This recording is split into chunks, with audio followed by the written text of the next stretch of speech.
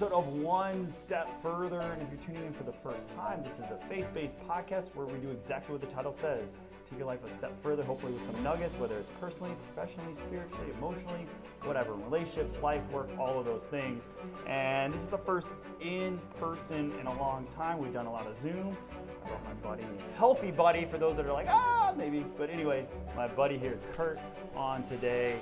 And I brought him on, we've known each other for a while now, years, both in the health and wellness industry. We might talk on that, but he's just this interesting dude that I just love, that I know provides nuggets in not only my life, but other people's lives. So why don't you introduce yourself, tell them whatever you want to tell them. Hey, how you doing? My name is Kurt Bednarsik. I am a human being. As Justin said, I do have a pedigree coming from the functional training background. However, I am a father, a husband, and I do identify with coach. I'm out here trying to live the best life that I can and provide that center-out leadership approach and hopefully just contribute to more positive energy in my environments. Yeah, man. So, what have you been up to during this whole COVID cycle thing? What have you been doing? What's life been like? Now, he's married, he's got a kid and everything else. So, what's up? Well, I should start with my family is third generation construction industry. We build swimming pools. Okay. And with the exception of the first 8 weeks or so of the pandemic, we have been generally in operation. So I do go into the office every day. And again, in the last year or so in particular, working to identify as, hey, I'm coach at the business, and I pick up the slack where needed. I'm there to provide value to everyone at the company. So I imagine that since the last time we talked, I've provided a little bit more scaffolding for myself to act in alignment with the things that have always made me interested in health and wellness in all environments, taking it upon myself to improve my communication to provide value to whomever is spending time with me. Versus before, I was this person who worked at the family business and I was coach. Gotcha. Yeah. And really just bridging the gap now between this is just what I want to do in life and contribute to positivity. So. Yeah, I mean, I like that, what you said there. At the end of the day, it sounds like you're just living life, taking it one day at a time, correct me if I'm wrong, and just wherever you can provide value to whoever you come in contact with, whether it's a minute or a day, a week, month. You talked about you've got a client that you've had for 7 years you're still working with. So I just love that, because that's what we do. That's what I'm all about. That's what this podcast is all about. A lot of people that listen to this and are looking for ways to slightly improve, majorly improve.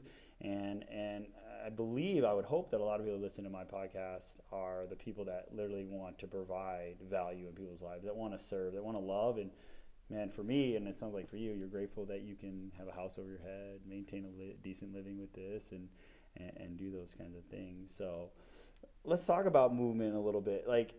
For those that are listening, I love his perspective on, I was on a podcast yesterday, and he asked what my niche was, and he asked so somebody comes in, what's a typical workout or typical thing or something along those lines, and I just said I do movement. So what would be your response to a question like that? Hey, what? Obviously I know better than to ask you that question, but I'm kind of curious what you would have to say to something like that. Right. Well, having done this a long time, I've been exposed to lots of different genres and modalities. Interestingly, the main topic in my life as of late is just coming from the assumption that nature contains all the information that we are looking for. Mm-hmm. And I've always had a pretty deep interest in anthropological, the evolution of humans. For sure. And it's just an interesting concept that the even today, the most durable and efficient humans on the planet, the indigenous, their movement is simply a way of life. Mm-hmm. So you'll notice I'm sitting in a seiza sit. I spend most of my time on the ground. I go barefoot, and I like to play. So with respect to the niche or the type of people that I'm interested in working in the movement realm with are people who are into to play. You know, I'm fairly resistant to a specific prescription. Yeah. You know, and we can work on mechanical efficiencies and practice strength and power, whatever the case.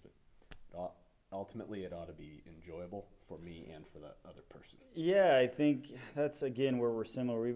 I mean, if you went to him or went to me, it'd be very different in styles possibly, but like our mindset around it's like, heck, I got brutal fun like on my shirt. I mean, that's the whole idea. It's just like, for me, it's like making it challenging to create change, but making it enjoyable, like have a fun, playful element to it.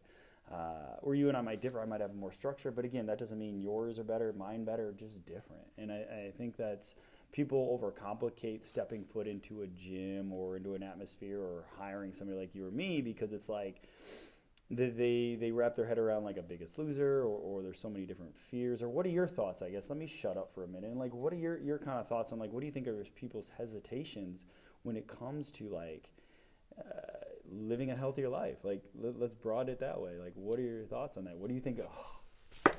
What would you tell somebody like that? Like, it's like, I'm just going to. So at its most simple, I like to imagine that there are two motivations for engaging in any sort of health improvement or personal development. The first one is I'm not enough the way I am, and the second one is I am enough. That's why I care about this. Mm-hmm.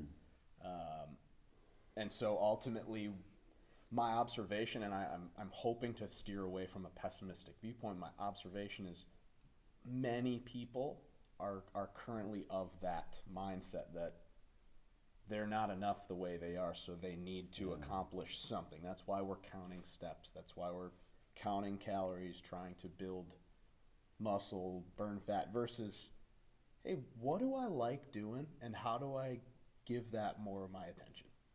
Yeah, I mean, I like that. I think, I like to tell people that come in here for the first time, for the most part, especially weight loss cases, you can love yourself right now. You should love yourself right now. I tell my kids this every single day. It's one of those standards in my house that because you got to drill it in, self-love. It's like you can't really properly love other people and love things without fully loving yourself in whatever skin. And if you're, for example, like not where you want to be, that's fine. Love yourself now, and then that's where you work towards where you want to be. But don't punish yourself. I was saying this the other day to somebody. It's like we punish ourselves for what we ate on like Super Bowl. This is where it's like we like, oh, we look at this bad food that we're eating, so I got to go punish myself with this workout. And it's just that whole, call me whatever, a hippie, but I like to create a positive like environment around it, because for me, I've been doing this for like 15 plus years, and when I create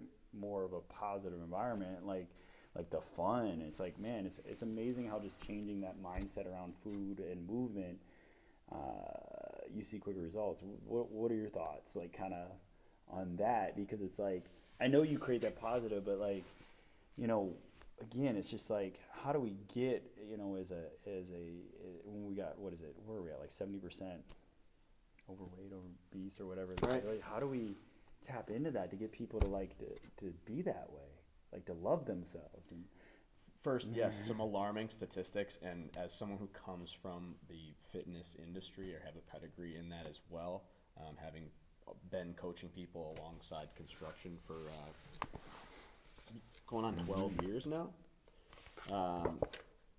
it hurts to admit that as an industry we are very much failing. Yeah. It's helpful to take the approach that, hey, we're providing value to the people around us, and that's really what it comes down to. I'm trying to develop the mindset that I'm spending most of my time in the now. So with respect to the physical practice, again, I said it should be enjoyable for the person first, right? Yeah. And then you also alluded to feeling that you want to punish yourself for past indiscretions or whatever. Movement practice is actually a really interesting way to sort of hack our mental time travel, right? Our bodies are constricted to now. Yeah. And our brains can go forward or backward. And it's one of our greatest gifts, and also left unchecked, We're very scattered. Our brain is just all over the place. That A is unique me. That is me. Yeah, right. Same. A unique opportunity that we have specifically with regard to movement practices is let's just even make it binary and see about what we get on the three feels test. And this is something from, are you familiar with Max Schenk? Yeah. So he says the three feels test. Did you feel better beforehand, or did you look forward to it?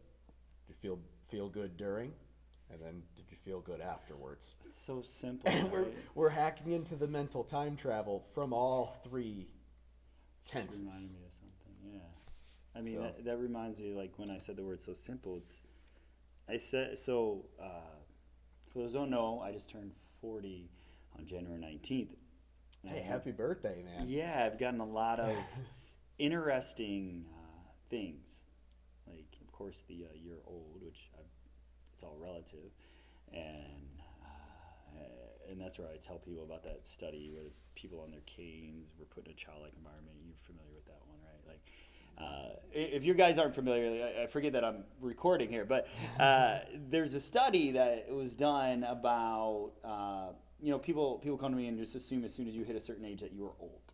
And you probably heard it. And there's been studies that have shown that when you tell yourself, I'm too old for this, too old for that, your body actually ages. But the one I'm specifically talking about, they did one, I can't remember when it was, and I'm going to paraphrase it, but essentially they took people like in walkers and 80, 90, the typical old person, that is moving around and like not very well, limited mobility. They put them in, I think, for about 4 to 6 weeks or something along, not a very long time frame, in a childish, more like environment, from the music to the sights to the sounds of the food that they ate to all these different things that within that time, like people are off their walkers, like health standard, like for example, blood pressure, cholesterol, all these things like lower, like their health improved, their longevity seemingly improved, all because of just changing their environment and their mindset. But anyways, the story that I was going to say, it's so simple. When I said that, it made me think. So over the weekend, I was at Wegmans grocery store with my youngest daughter, and we're coming out. And I had a helping hand because I feed a family of 5, so I do some major shopping. And so I needed 2 carts. And those helping hands are what, like 18, 19? He was a kid. And somehow we got to talking about life, and he found out that, I'm a gym owner. And then I told him I was 40. Again, I'm trying to condense this down. And he's like, no way. I was like, I hope I look half as good as you at 40. And I was taken aback. I was like, well, that's kind of cool. So it's, even if you've heard it before, it's always good to hear, right? Who doesn't love a compliment? And I was like, well, it's actually pretty simple. I was like, you just eat more real food than me. You move every day, every joint. You try to sleep, quality sleep, not just sleep, enough. You drink plenty of water every day. And you pretty much, you just build relationships and stay happy. Like, you do all those things, it'll give you a youthfulness, longevity. Right. And I was like, just people overcomplicate it. And you know what he said? He was like, I'm people. Yeah. And so I just thought it was funny because it's like things are so simple, but we overcomplicate it. You talked earlier about our industry. Essentially, we're multi-billion-dollar industry, but yet everyone knows the statistics, and it's just like, so how do we get people to not overcomplicate it? How to simplify it? Life is complicated enough. Like, what is your take? I mean, I know we've kind of talked, but like, man, it's just something I'd love for people to hear that are listening to this, that this could be their one step further, that if you're struggling with health or wellness, or you're thinking you got to eat chicken, broccoli, or rice, or you're looking at the Gold's Gym or a personal trainer as the worst thing or ultimate death, like, what would you say to some of these people that are only listening to us for a few minutes, And that's the study you mentioned. You discussed the importance of environment and mindset. And what we're looking at as a objectively feeble society, and continuing to stimulate the environment and mindset that both I'm not enough the way I am, and also that you're supposed to grow up. You're supposed to, at a certain point, you were a child and now you're an adult, and now you are supposed to engage in adult-like things and, basically, piss your youth away because you're old. I mean, want to talk about mental time travel. This dude is in the prime of his physical life, 18, 19 years old. looking around at some of these youths, it's disturbing because an 18 to 19-year-old body should be quite robust. Well, right. With you, where we're at, if we could go back, we'd be like, whoa. But he's already he's already of the mindset that when he's 40, he won't be able to look like you, and that's disturbing to me. Yeah, and that's kind of like, you do look great for 40. I mean, be real, but you and, care about yourself. Yeah, people say genetics this, genetic that, and I would say, no. Like, I would counter that, because if I based what I grew up in, my parents, my grandparents, my uncles, even my oldest brother, who's 6 years older than me, I would have thought, 40 life sucks. I'm old. I can't move. I can't hang out with my kids. I can't. A lot of I can'ts. I got to work. Like to give you a little perspective, it's like, my dad's had prostate cancer around that age. My mom's had brain cancer. My brother, by age 38, and again, I said he's 6 years older than me, had diabetic, overweight, and lots of pain. So bad with diabetes, about to lose his foot. Like my dad, I think I said diabetic. My grandfather, lost his life to multiple strokes. Again, my uncle overweight. Like, if I looked at genetics and what I saw 40 as, I looked at it as like too busy to hang out with kids, really old, always tired, in lots of pain, and what's the point of life, kind of like. But at the end of the day, I've realized totally different perspective, and that's what I'm trying to instill in my children. And we were talking about this, speaking of children, maybe it's a switch of the subject, or maybe it's the same thing, it's just flowing into it. But before we started recording, I was just telling them, because we're catching up, we haven't really talked a whole lot since last year, like earlier on last year. And one thing that I've made a standard in my life is every day for 45 minutes outdoor activity with my kids, rain, snow, shine. It's been 16 degrees and snowy here. We're still doing stuff, rain. And it all started with my 4-year-old on March 16th, like I told you, was telling me, Daddy, let's go for a walk, let's go for a walk. It came out of nowhere. It wasn't a normal thing, a daily thing, but it's become a daily thing. And the reason I brought this up is because when I set that standard, and it's amazing where that's a lot of time in the middle of a day. Like, I'm a business owner. I got all this. The mindset in mine originally was like, this is going to take away. And I realized it actually made my days longer, and it opened so much more up.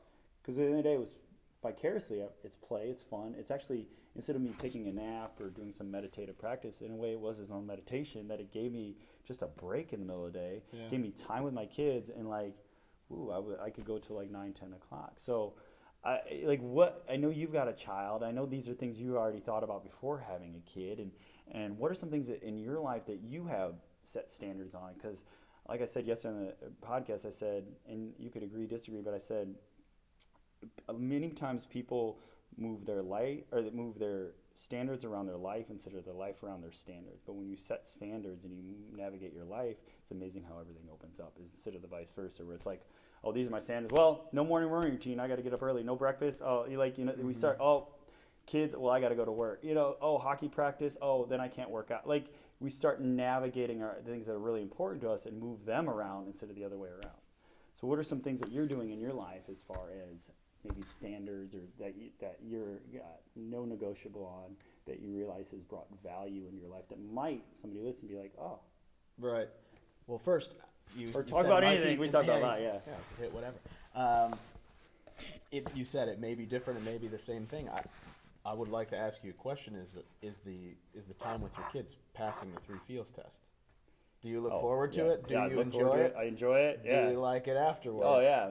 Except for that one time where I hit a sled hill, my body hurt. But other than that, right, there was a brief moment in time where this I'm was questioning my life choices as my spine readjusts. But no. I love that 3, and it's like, I've heard this, but it's one of those things. I'm glad you're here, because he just already brought me, because it's like, I'm gonna write that down when we're done here, and I'm gonna check that list with every activity that I do. Right, you're just creating some alignment in that, and I do imagine it's connected to the story that we are supposed to inherit, right? Whether or not you're doing childlike things, if you're doing something that you enjoy and that passes the 3 feels test, then that's alignment for your life. And it does make me it makes me sad to see that so many people are just outsourcing their freedom to do the things they like because, oh, I'm supposed to get old, I'm supposed to do this or that. And so to answer your question about some of the stuff that I'm doing in my life, I'm continually seeking alignment in, being in the moment. And then when I do mental time travel, think about, I like that. basically reflect into the past or imagine into the future. I'm trying to do most of that at a conscious level where I'm actually, I'm journaling about it. I'm making plans for the future. And then when I'm engaged in everyday activities, I'm trying to just be there in life as much as possible. So, like I said, I have resistance to prescription. So, just me as a human being, I'm less apt to have a schedule and say, hey, I put 45 minutes into the day. Yeah. However, No. I'm being very conscious about this. And so when I reflect on the previous week and say, I spent less time than I want to with Logan, this week I'm adding that to my schedule and spending time with him. And I think that, I think that's amazing that you're able to do that.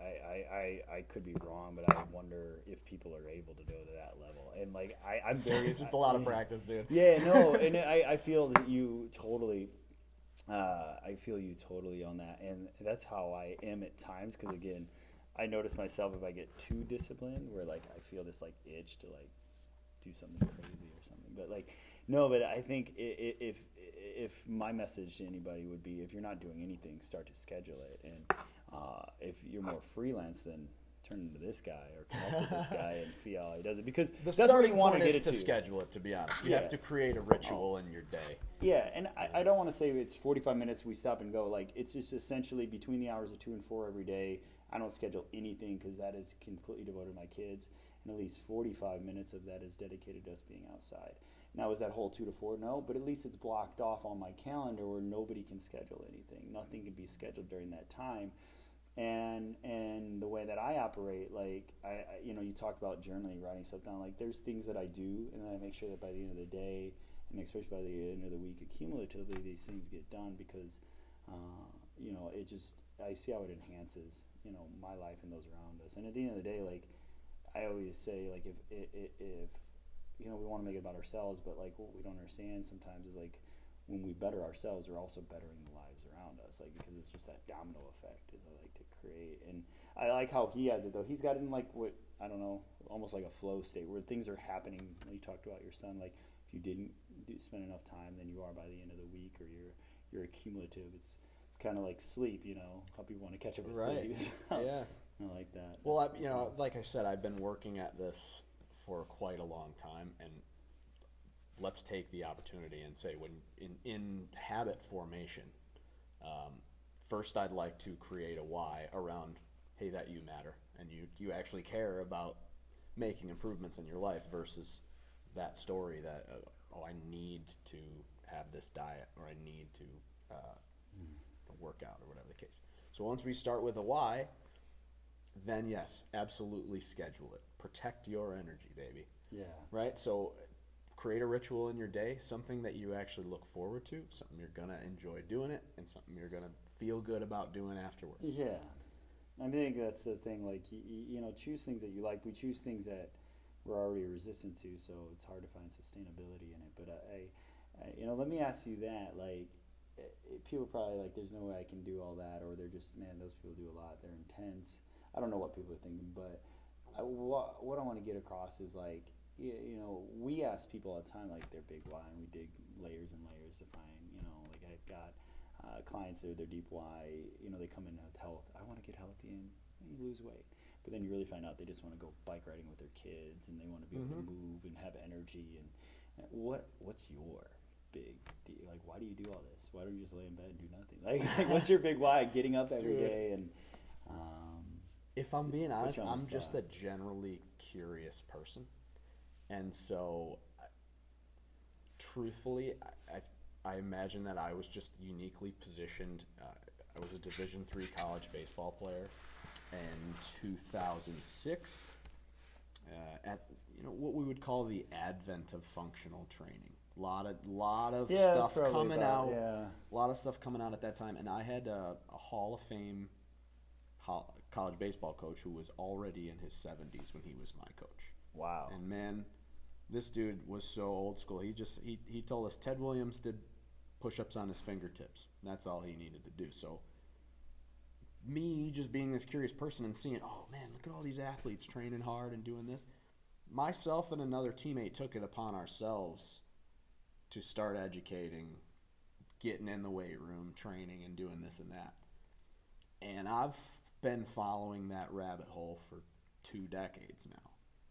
And truthfully, just been listening to messages over that period of time, which is continuing to put me in a position to seek alignment and cultivate the passions that I'm interested in. And one of those things is helping people find the things that they're passionate about. Yeah.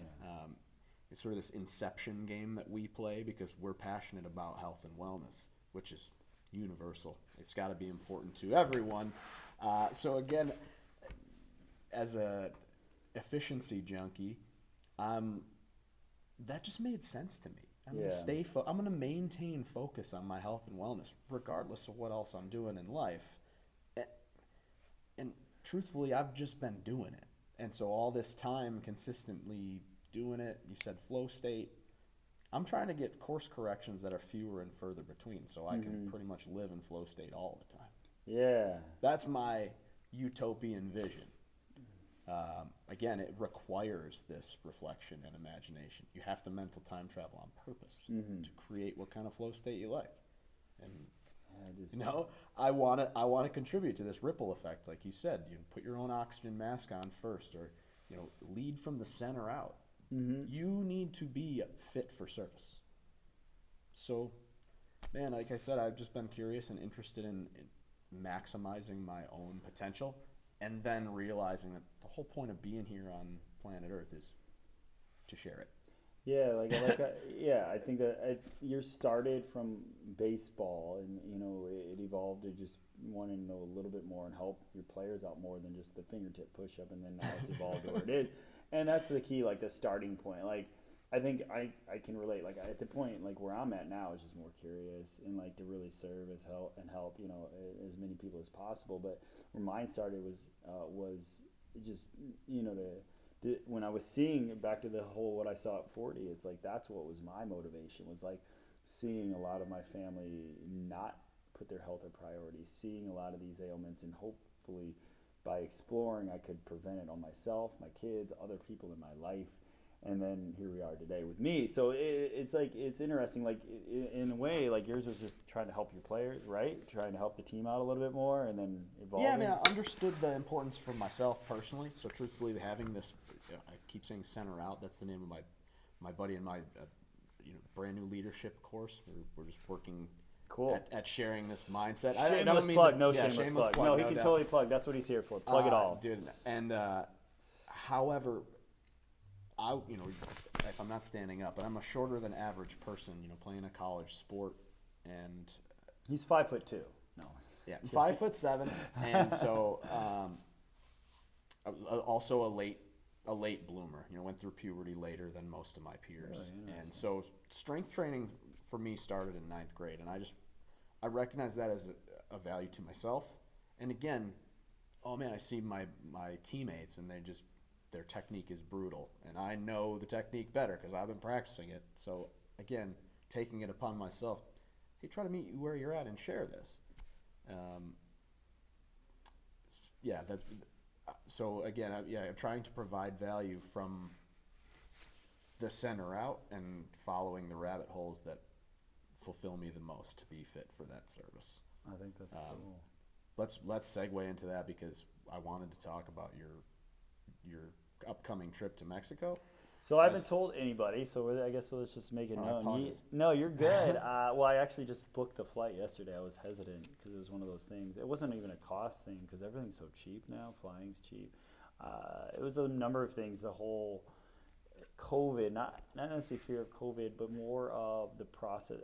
I like everything simple and flowy, and like I've got a really structure about my life, so this is totally out of the norm. It's totally out of the norm for me. I'm a father of 3, for those listening for the first time.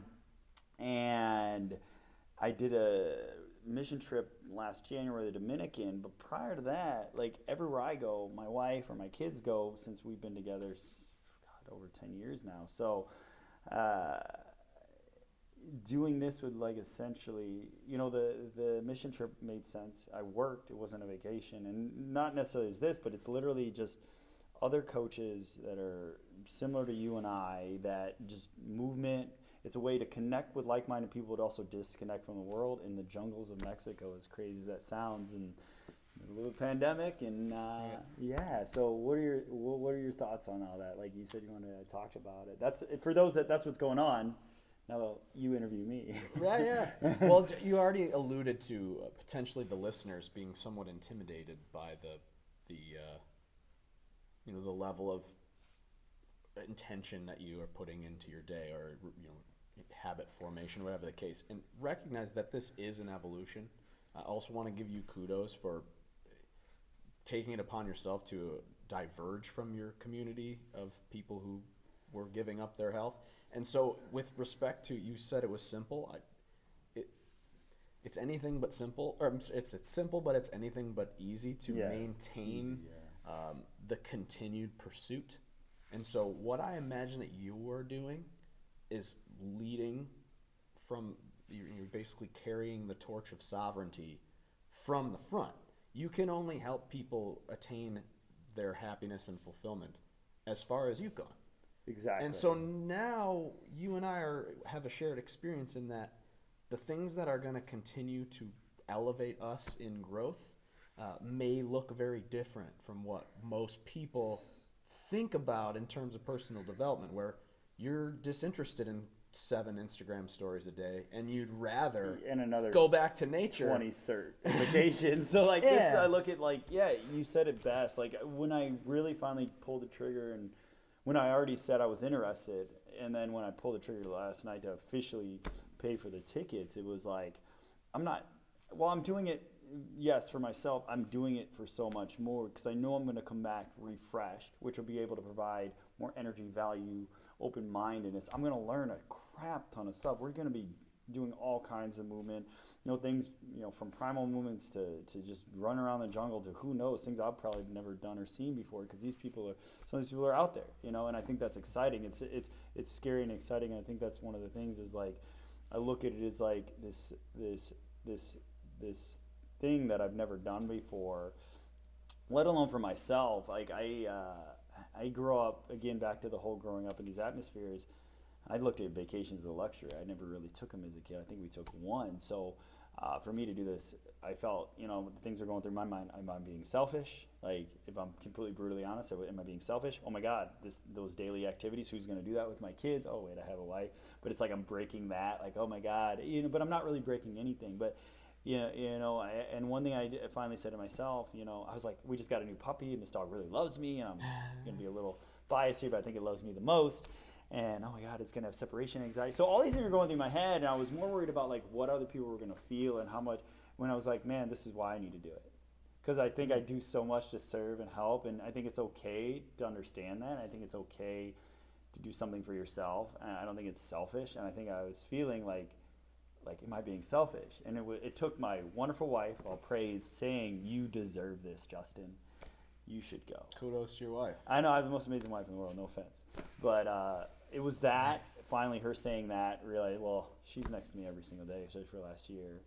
But again, saying to myself, what is that phrase? Distance makes the heart grow fonder. So I realized, it even shows it in animal nature. When I looked up things about the dog, it's like, it's actually good for you to, I was going to bring the dog to the gym a bunch of times, and I read I shouldn't do that. It's actually good to have separation from the dog, because they love you more, and they actually are better listeners, better trained. It's the same thing with people in your environment. Like, your relationships grow when they're apart at times, but if you were like always together. Well, the duality, so I'm an Eastern philosophical kind of guy, the yin yang type of situation, right? So, for you, in being best fit for service, it's appropriate to recharge. Oh, yeah. And you're definitely speaking my language, as I already alluded to before, my interest in anthropology and just essentially returning to the source. It's funny you mentioned what you're doing is getting further away from what most people are considering success, because you are attempting to create more alignment in which, that would mean your definition of success, right? So it funny may you not, mentioned that, too, lead yeah. to, oh man, I'm not going to make my income that week.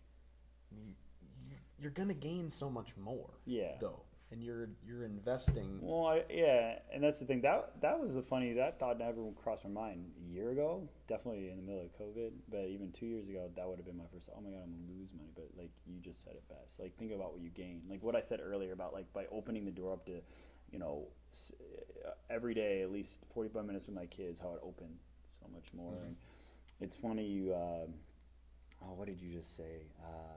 You, I forgot what you just said, but it just clicked on. Something else is like something else, another project, like just doing these things that I normally wouldn't have done, that I was afraid to do or told myself I couldn't do these stories, and it's I'm in the middle of writing a book. So Cool. I didn't tell you, yeah. So these are some things that I've been doing since the last time we talked, and like for those that don't know me, I told myself I have ADD.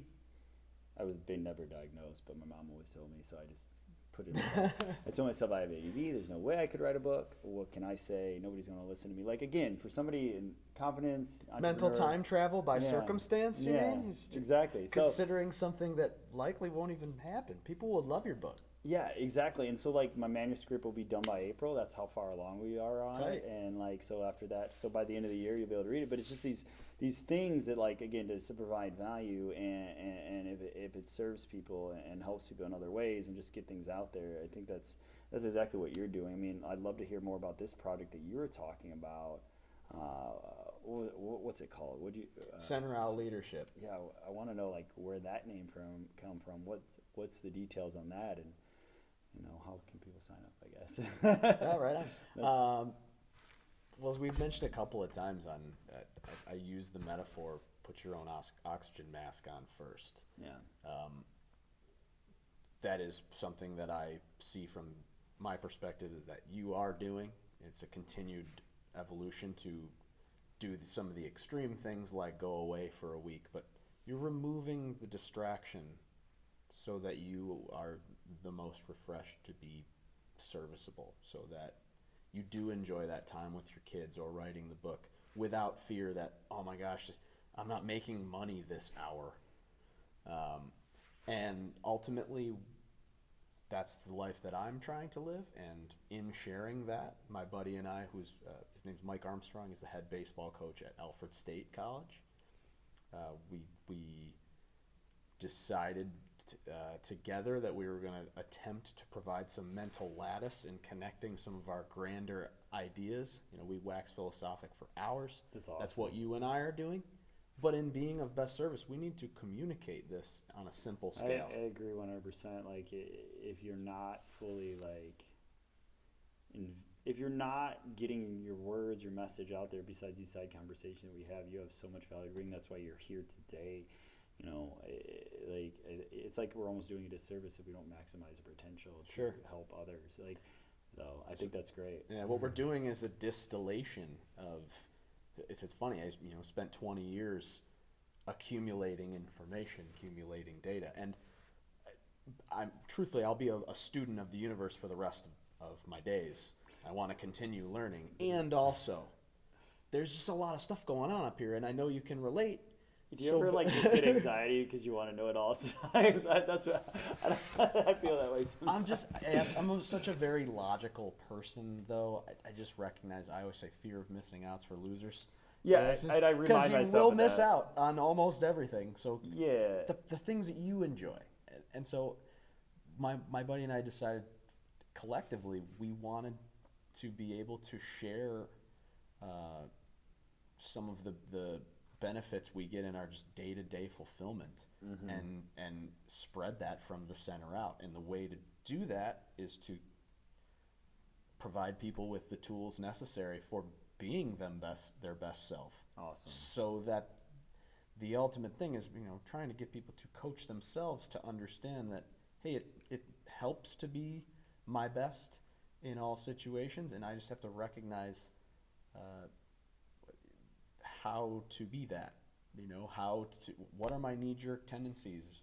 myself personally, I'm prone to impatience, in interpersonal communication, or somebody driving slow in front of me, right?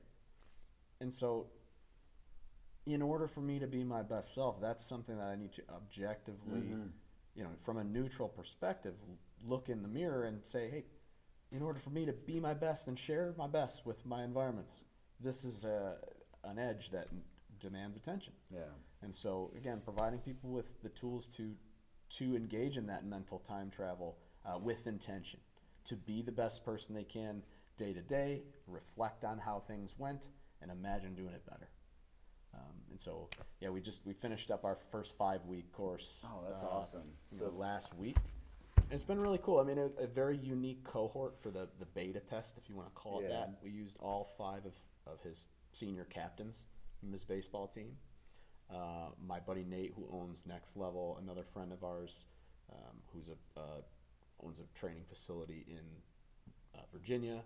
Oh, cool. Chad Curtis took part. Cool. My buddy Mike's father, and then also his 77-year-old mentor, who's trained in Aikido and leadership, and just a very cool background. So, yeah, it was really awesome, man. I really enjoyed the just going through the process of, essentially we're trying to create content while putting ourselves alongside, because the journey is infinite. In no way are we the gurus. No. And so having daily content for 4 weeks, and then meeting once a week on the Zoom, and just breaking down where we were at. It became a bit of a men's group of sorts, and I can only imagine we're going to allow that to grow organically, and we're going to go by essentially referral, or people that we continue to know in our lives and may be interested in some of this, and hopefully those people continue to lead from the center out and bring their friends on board, bring their family on board, because I believe in the concept. No, I believe in it too. Like what you said, it's something that was and should be so natural that I think maybe possibly has become unnatural. But like, there's a couple groups that I meet with regularly, weekly, men's groups types things, just personal development, call it what you will. But I think it's very tribal too. You got to think like tribal leaders. This is what they did. They would hang out, they would talk, smoke peace pipes. They would, they would grow each other by conversation. And I think that sounds like what you're doing essentially. And it's funny, you're wearing this shirt. And when you talk about anthropology, like the only other it's my thing. Side note is like, man, it's funny you mentioned that, because like, if there were like if there's one other thing I would want to do, it would literally go like dig and explore and like go find fossils. Like I think that's my other because like if you haven't noticed, like or people that follow me on social media, besides family, faith and fitness, I might tend to post a National Geographic article about some random fossil. Oh, cool, dude. Those are the things that weird me out and interest me. Like, wait, this is random, Justin, not for me. If you knew me, it's not random. Have you ever heard the expression "on the shoulders of giants"? Sounds familiar. So even with respect to the content we're sharing in our leadership course, I fancy myself a rather intelligent person, although the things that I'm sharing they came from nature first, and then somebody smart said it, and somebody took that and evolved it. Continued to distill these concepts into, the meaning of life or whatever, right? And I love anthropology and looking back at the history of the giants before us. We're paying homage to the history of our people. It's amazing to be a modern human. We have so many conveniences and the ability to connect, just even to have Zoom. And you mentioned No, I apologize. And we need to learn from the past as well. So it's just generally reflecting. Hey, it hasn't always been like this, and what have we done to ourselves in the last 20 years of social media that never happened before in the whatever history of. You talk about like something very interesting. You talk about like giants. Like, it's funny you use that, because like when you think about even humans and how you talk about how amazing we are and how incredibly advanced we are and how there's all these modern conveniences, it's like it is incredible, because when you look at like animal nature, we should have gotten our faces ripped off and destroyed because we're not the biggest, strongest, or fastest, but somehow we figured out how to get out of the jungles and create this massive world, which we're also almost destroying in itself too. But that's a whole other conversation. You want to know my theory why we made it out? mental time travel with intention, because most animals are only in the now. They face anxiety when they're being chased by a predator, and then when the predator goes away, they're chill. They're in the now again, drinking their water. And some say ignorance is bliss. Well, the reason why humans have been able to follow information over generations is this mental time travel, the ability to learn from the past and imagine a better future. Unfortunately, with the modern convenience we have now, we're creating a cycle of distraction into those capacities, right, to travel back and forth. And now we're just doing it by circumstance. Oh, what if this person does this?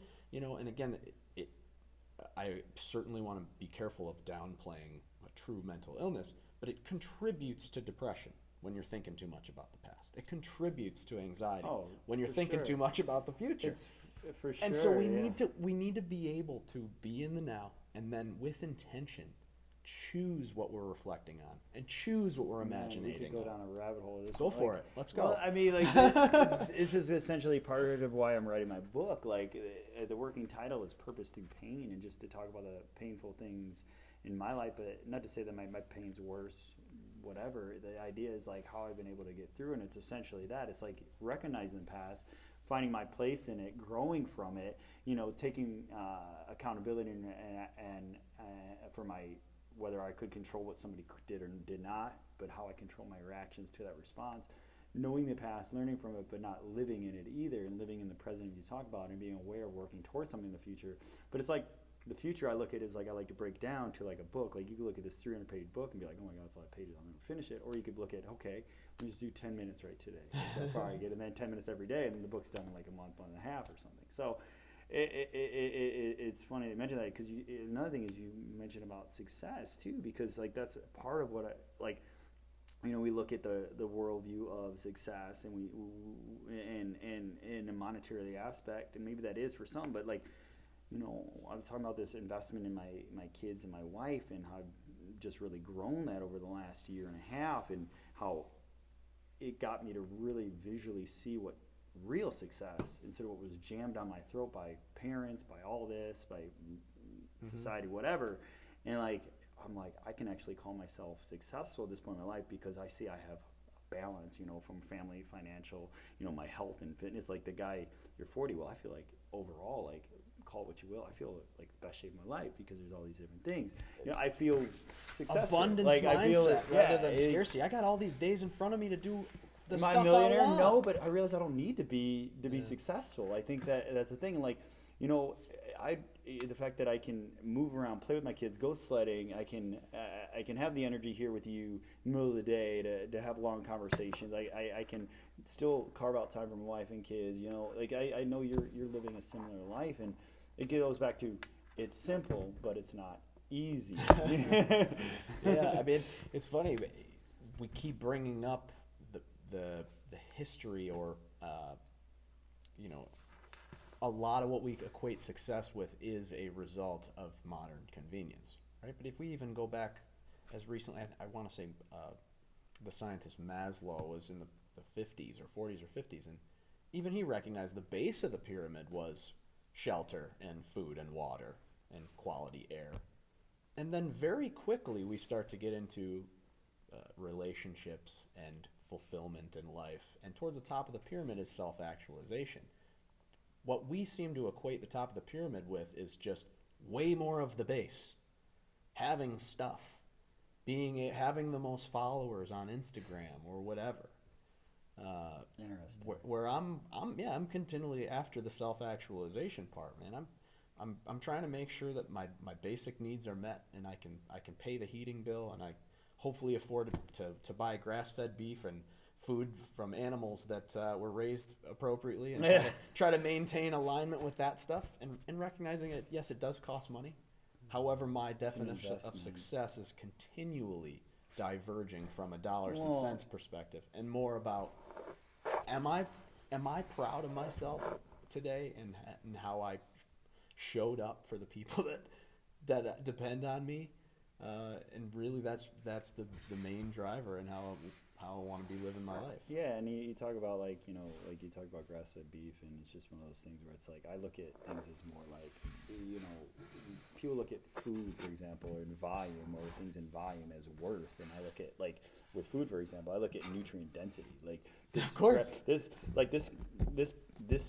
chunk of beef might be smaller and more expensive per pound than this chunk of beef, but there's way more nutrients and vitamins and minerals in this small chunk compared to this large chunk. So I look at it that way. So this is going to satisfy my needs, fill my belly, fill my mind, and I won't need to eat this whole piece here, which essentially can also lead to other people's goals of weighing less, having more muscle, having more energy, and essentially, so are you spending more, or are you really? Because at the end of the day, you're going to end up having to spend more here. Sure. Because your body's, again, just searching out for the very primal instinct of vitamins. Right, we're craving the nutrients, and instead we're looking at the calories or the volume, the abundance. We're a quantity type society rather than quality.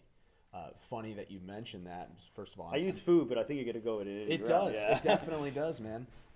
It's just the quality of our relationships, the quality of the inputs we're putting in versus, hey, how many followers do you have? Or how many clients do you have? Wouldn't you, rather provide value to 10 people who are super involved and you guys are growing from one another versus just having some audience of 200,000 people that you don't know and they're relying on your Instagram stories to get through the day. At our core, call yourself an introvert, an extrovert, you know who you are, but we crave relationships. And I mentioned the introvert because I think I hear it a lot from introverts that they just want to be alone, but I don't think that's the case. I believe that at our deepest core, we crave relationships. Like in our industry, in the fitness industry, I see some of my old mentors pushing the AI, get online, do this, do that, and that's fine for some, but I think why I still have an in-house facility and why I still do what I do, even if it's a Zoom call with somebody from Australia, people at their deepest core are always going to crave relationships, whether they think it or not. They're going to need it. They're going to go after it. And if they don't have it, they may not realize that's the missing link of why they have depression, anxiety, mental health, all these things that are going on. And that's why, like, I'm not I even asked, am I resistant to change and technology? I utilize it, but not to an overabundance point that I lose value in the connection of human life and human people. And I think you can relate. Right? Yeah, want actually one of the things that I actively do in my life, because I also think that we grow from discomfort. We are continually being disconnected with respect to, and especially difficult with COVID. I get that we want to prevent having large gatherings or whatever the case, but even prior to that, with social media, less face-to-face conversation. Then if you go down that chain, picking up the phone and calling somebody, sending a text message, sending an email, just hitting them up in the DMs. These are just less and less personal as you go along, and I observe that pattern. So something that I actually do in my life is I try to be in the moment and say, what am I comfortable doing, with respect to having to make a phone call or potentially having a difficult conversation with one of our vendors or whatever. If I feel comfortable sending an email, I'm going to pick up the phone and call them. I like that. If I feel comfortable picking up the phone, I'm going to see, hey, can you meet? There's another one. Yeah. Can you meet? So really, I'm working up the chain 1 degree, if I can, right? And recognizing, you know what? It'd be way more comfortable for me to just send the email. And then also recognizing, though, that I'm going to hem and haw over what the wording of this email is. Instead, I've known this person for 15 years. I should just pick up the phone and call them. Mm-hmm. And then we can get on the same page, right? If you feel comfortable calling, hey, they say break up over the phone or something like that. No, you're supposed to have this face-to-face. It mends the situation better regardless of the outcome. Yeah. We tend to skirt and leave a lot of things hanging. And you can do that on email. I like that idea. Like if you're gonna send an email and you have their phone number, just give them a call. I love that. Something when I'm conscious, I'm not always conscious of it, but after today's conversation, I'm totally gonna be. So you talk about DMs and text messages. So something I try to do more often is, and if applicable and possible and appropriate, of course, but like video messages, audio messages. Love it. And it's amazing the connection and from a sales point, your salespeople, is that I get a better response rate. Even if, I use the word term sales, I think it's a negative connotation, but, like if I just want to chat with a friend, they're going to respond better. But like I always get people to respond quicker and more often from a video or a audio, because then they can tell your energy too. And I don't know. I'd like to say I'm a pretty good energy guy. So that comes across in the messages, and So I thought, man, that's such a cool idea to like just pick up the phone. So there's your challenge. I love that you're doing that too with respect to that. I mean, even you can send an audio message rather than a text message, just SMS or your iMessage, whatever. And not only that, it helps you grow too, because as someone similar, I know you relate to this. You have many thoughts. You do tend to take things off into many directions, and someone like myself can follow that you're connecting many principles. But oftentimes, it's difficult for other people to pick up, he's saying the same thing about a different topic. And so even with just the audio messages, I'm an efficiency junkie. Mm-hmm. I'm trying to say the thing as efficiently as possible versus sending a text message that's not. Yeah, efficiency. Work in progress. Right. Yeah, efficiency. No, that's me. Like even my training style, everything. I want to be efficient as possible. Like if somebody comes to me nutrient density. Yeah, I'm about efficiency. Like from the way that I cook to the way that I live my life, and that's all I try to teach people is to be more efficient, so they can enjoy life, so they can enjoy their kids, so they can enjoy things better. So, for example, we talk about food, like movement, and I know you do something similar. Somebody might come to you like from weight loss and their knee hurts. So you're going to try and incorporate, instead of just focusing on the knee or just focus on weight loss, you're going to do a programming or whatever you call it, movements to kill two birds with one stone, essentially. And there's ways to do this, and I think people get stuck on these mindsets of sorts. And no, I think that's incredible, man. Like so. I mean, we talked about a lot today, and we could probably keep on talking. And we'll have to do a part 2 and 3. I feel like so, because this has been like an hour, which is totally cool. But I always like to leave it. Not that you haven't already. One thing I was gonna say. So, you talked about people's perception. So I will say this about connection. So one of the reasons I'm going to Mexico, if you didn't hear it or if I didn't emphasize it enough, I said it to somebody. I'm going to Mexico to connect and disconnect, and they were thrown off. I was like, well, which one is it? I was like, both. And they were like, what are you talking about? They were like, so like the duality, yin yang, man. Like, that's what I'm saying. They're like, I'm going there to connect with other humans that are very like-minded, but also different-minded, to learn new things. But I'm also going there to disconnect from this world, to be in the damn jungle of Mexico, which to a lot of people would be scary. But I look at it as a way to grow myself and others, grow others. So. Yeah, so with that, since this is one step further, and you provided a lot for me, other people, I hope. Is there anything else before we jump off here that you would love to tell somebody that's listening to just help them move their life a step further, or anything that you definitely instead of leaving this with, I wish I would have said that? Well, first of all, this is going to be a hippie, crunchy thing to say, but if you're listening, you matter. And so let's just come from that place, and the best, get the support that you need, cultivate relationships, reach out to a coach, somebody who's going to help you recognize the value that you do bring to the world, and it's going to make some decisions around being healthier, I would imagine, just so much easier, because when you do have that true belief in yourself, and that where you direct your energy and attention to matters, not just to you, but center out, it's empowering. Mm-hmm. It's simultaneously the scariest thing, because I'm about personal accountability. I make plenty of mistakes, and I made them, and that's important to recognize, and not blaming anybody else. But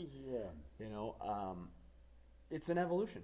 However, one step. Right, you gotta one step further. We all make mistakes. We continually make mistakes. If we don't challenge ourselves, we don't grow. That's where growth happens. And the thing is, you gotta love yourself, even in the mistakes, even in these moments, even when you trip and fall. Just know that you gotta pick yourself back up. I love that. I think that's a great way to wrap this up. Is just love yourself, love the skin you're in, just 1% better every single day in these aspects. And if you don't beat yourself up. There's always tomorrow, right? And maybe one more, because you said about the age thing. Life happens in front of us. So however old you are, whatever your age is, you can choose to be better today. Yeah. And I hope that you do. And for me, with that, always act like a child, because that's what's gotten me this far. And yeah, man, let's go play. You got monkey bars and all kinds of fun so stuff. thank you for listening to another episode of One Step Further. Again, he's going to drop some of his information if you want to connect with him. So check that stuff out below. And thanks for tuning in. Make sure you like, share, subscribe, all that good stuff to get this out to some people that you might find value in this. And if this is your first episode, we appreciate you listening. As always, we're on all kinds of platforms. If you want to connect with me here at FlexMP, I'll provide some of those links as well. Anyways, have an awesome day. Take care, and hopefully you move your life one step further. Take care. Love it. Thanks.